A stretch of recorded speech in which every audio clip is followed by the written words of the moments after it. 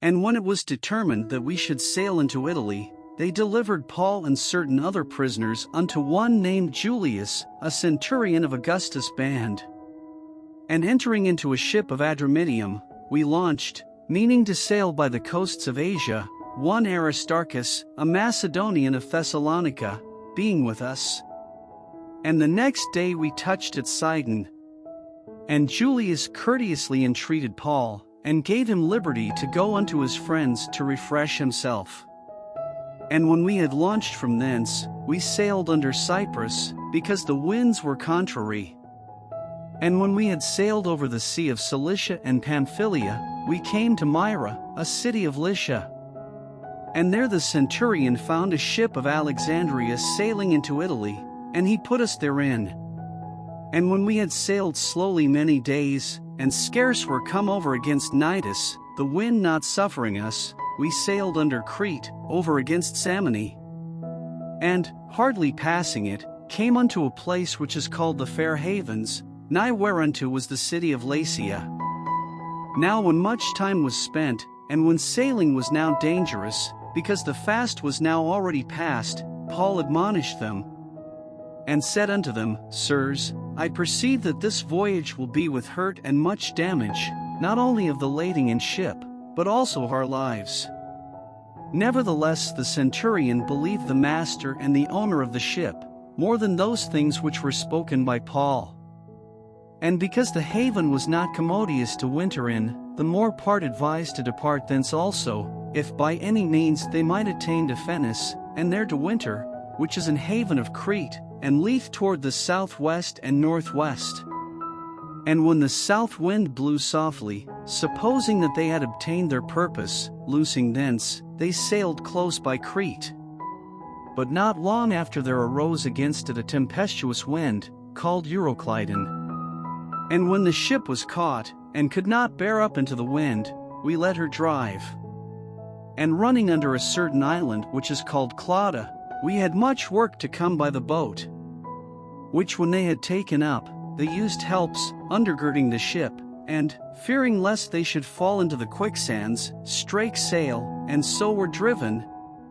And we being exceedingly tossed with a tempest, the next day they lightened the ship. And the third day we cast out with our own hands the tackling of the ship. And when neither sun nor stars in many days appeared, and no small tempest lay on us, all hope that we should be saved was then taken away. But after long abstinence Paul stood forth in the midst of them, and said, Sirs, ye should have hearkened unto me, and not have loosed from Crete, and to have gained this harm and loss. And now I exhort you to be of good cheer, for there shall be no loss of any man's life among you, but of the ship. For there stood by me this night the angel of God, whose I am, and whom I serve, saying, Fear not, Paul, thou must be brought before Caesar, and, lo, God hath given thee all them that sail with thee. Wherefore, sirs, be of good cheer, for I believe God, that it shall be even as it was told me. Howbeit we must be cast upon a certain island. But when the 14th night was come, as we were driven up and down in Adria, about midnight the shipmen deemed that they drew near to some country, and sounded, and found it 20 fathoms, and when they had gone a little further, they sounded again, and found it 15 fathoms. Then fearing lest we should have fallen upon rocks, they cast 4 anchors out of the stern, and wished for the day. And as the shipmen were about to flee out of the ship, when they had let down the boat into the sea, under color as though they would have cast anchors out of the foreship, Paul said to the centurion and to the soldiers, Except these abide in the ship, ye cannot be saved. Then the soldiers cut off the ropes of the boat, and let her fall off. And while the day was coming on, Paul besought them all to take meat, saying, This day is the 14th day that ye have tarried and continued fasting, having taken nothing. Wherefore I pray you to take some meat, for this is for your health, for there shall not an hair fall from the head of any of you. And when he had thus spoken, he took bread, and gave thanks to God in presence of them all, and when he had broken it, he began to eat. Then were they all of good cheer, and they also took some meat. And we were in all in the ship 260 souls. And when they had eaten enough, they lightened the ship, and cast out the wheat into the sea. And when it was day, they knew not the land, but they discovered a certain creek with a shore, into the which they were minded, if it were possible, to thrust in the ship.